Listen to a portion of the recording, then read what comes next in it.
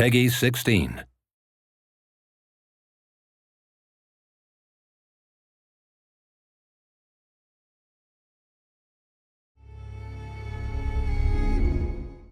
Hello world, I'm Patricia, and this is... Hi, I'm Dom, He is our... campaign designer. Yes, and we're from Creative Assembly, and we are about to do a Let's Play video on the campaign map. So, do you want to walk me through what we're going to see today? Yep, well, we're going to begin off just by showing you the front end and introducing you to the factions that we've been revealing over the past while. Sweet. I mean, this is the front end at the moment. May change a little before we release, but you get the idea. We have our factions, or our major faction groups up top here. In this case, we have Rome selected. You can see that we have the three families, the houses you can choose from. Cool.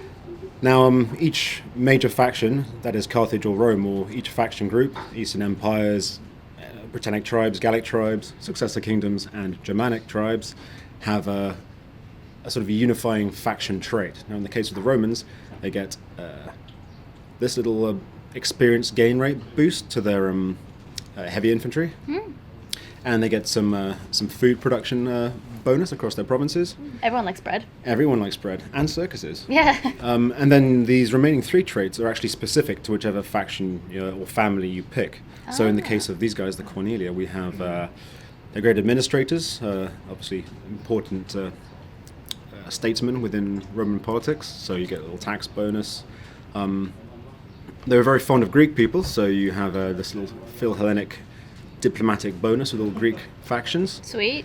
But also they're a bit up themselves and don't care much for the little man, so they get some public order issues in their regions and provinces. Some riots going.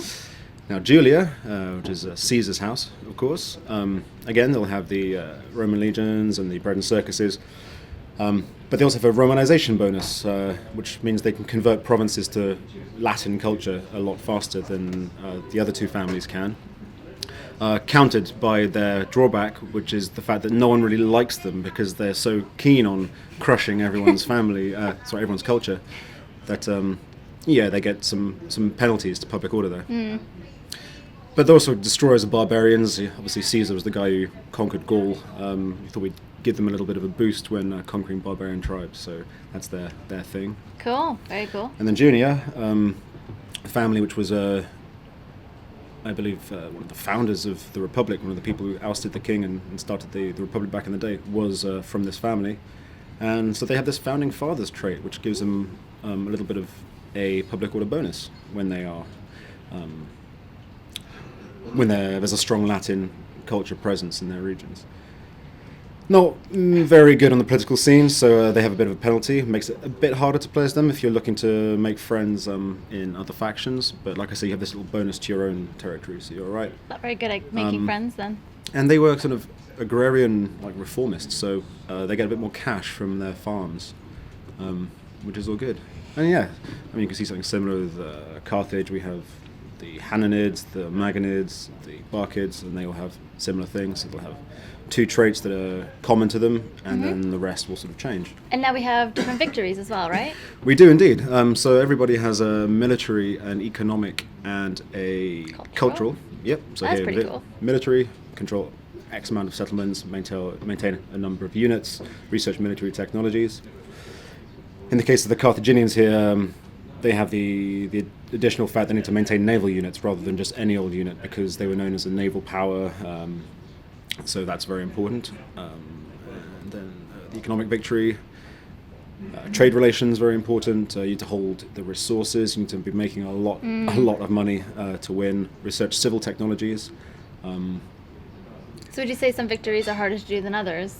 Or are they just styled differently? Well, I think it depends how your campaign evolves. The fact is, you're not actually tied into any one victory condition. You're sort of playing along. You might be thinking, I'm going to crush my enemies, and you're going for it. And then along the way, you think, well, I'm actually having a very hard time of it, but I'm making a load of cash. Yeah. And I have all these important resources, and I've got these regions, so maybe I'll just consolidate and see if I can't win another way. Yeah, cool. Then, that's cool. Are we going to take a look at the campaign map a Let's little take a bit? look. Yeah, we're going to look at a Carthaginian campaign we've got going on. Good. I'm quite excited to play Germanic, actually. Should be good. Why so? I don't know. I'm not sure. They actually have the coolest agent belongs to Do the they? Germanic. their version of the dignitary is this staff bearer, kind of bit of a witch, really. And she has this Oh, cool. awesome cloak with like skulls and Yeah. feathers, and she's awesome. See, I really like their type of style. I don't know, it sounds a bit silly to pick a faction just from the style that they had, but I Well, no, like when them. when this dignitary agent went in, I basically looked at him like, I would play this just so I could walk around with her, and here we are. We are get this control. We are looking at we're in Mauritania here. So we sort of started all the way down here. This is Carthage, our capital. Cool. We also had a It's huge. colony here in Lilybaeum and Caralis, as well as a small colony all the way over in Kart Hadasht, which actually means Carthage as well, but we felt it might be confusing to have several cities with the same name. Yeah. Now you'll Love it. notice, or people out there, keen-eyed people will notice that, actually no, you won't notice because obviously we've been playing for a while here. But yeah, in the start pause, originally we gave this territory to Carthage. Oh, right. But we kind of adjusted it now. So we, rather than giving them the entire north of Africa, they're an interesting faction to start with because they're spread out. So here they have Carthage, they're here, and all the way over in Spain. It's a lot to manage in very different areas. You got to really make sure you don't get overwhelmed by people. Run me through some of sort of the inner workings of a city, and maybe we can take a look at some of the politics, some of sort of the, behind the scenes things that may happen after a battle or before a battle. Well, what you're going to see here is we have an entire province, the province of Magna Graecia, which we've conquered both from the Romans and from the poor fellows of Syracuse. And by selecting one of the settlements here, you'll see we bring up the entire province panel. If we didn't own all the settlements, these would be sort of blocked out, and we need to get visual confirmation to be able to get sort of spy information on these places, see what's cool. inside them. But as you can see, we've got a lot going on here, and we are currently running an edict. This is the Stimulate Trade Edict, which gives a considerable boost to all your income from markets and trade ports.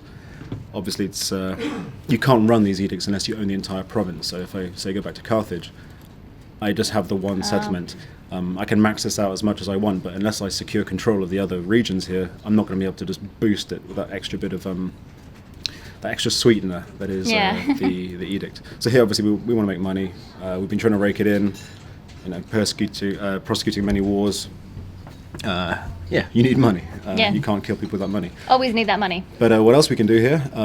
We can rally the mercenaries. Now, the Carthaginians were very much known for their use of mercenaries. Their civilian fighting force was not very good. Lots of their own citizens were fighting in the navy, but so if you want to add to your mercenary units, you can, when you have an entire province, go to rally mercenaries. Ah, look at the little green. Everyone's Yeah. celebrating.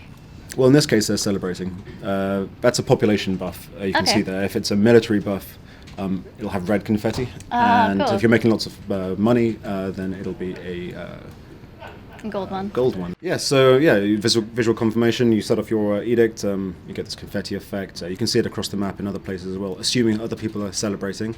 But I think these guys cool. are cause to celebrate. Now you'll see here that the Etruscan League have actually kicked the Romans out of Rome, which is quite an unhistoric turn. Yeah. But hey, that's what this game is about. It's about creating the sandbox and exploring it. Making your own Making history. your own history, or letting the AI sometimes create its own history for you. So here we are. We have the overview map, which I'm sure many of you have seen. I'm sorry, we don't care about unrest right now. What we care about is the map. Is the map. Yeah, many of you have seen this in the E3 video, of course. The world is huge. Massive. And so these are all the people I know. It's actually quite tragic because, you look at this list. You see that Wow. Rome has been destroyed. Now there's lots of other people for us to kill, so it's not such a big deal. But look at all those people. Yeah. So we've done a bit of exploring. We've seen some ships around. You can see that we've got trade relations going on, and by trading with people further afield, you reveal more and more. As in Shogun 2, you have to encounter a faction before you can actually deal with them. Yeah. And you've made some enemies as well. Well, of course, not everyone is going to be on good terms. Like here, the Seleucids, for example, they have not much of a reason to like me. No. I'm dealing with their enemies. Sorry. You can see I've dealt with them in the past, so they have some goodwill. But when combined with the fact that I'm basically trading and being all pally with some of their worst enemies, Yeah. it doesn't add up very well. Are you going to try to rectify that, or are you just going to... Well, they're a bit far away for the moment. I'm sort of concentrating on this area here. Not a problem. The minute I start moving across, or if they survive and make their way across and start conquering, when we encounter each other, chances are it's going to start off very badly. Cool. And yeah, and this is someone who is, on good terms with me. We have the Keltiki, or however you want to pronounce that. Cool. Well, thank you so much, Dom, for taking me through this, and I guess see you guys around. I'll see you soon. Thank you for watching.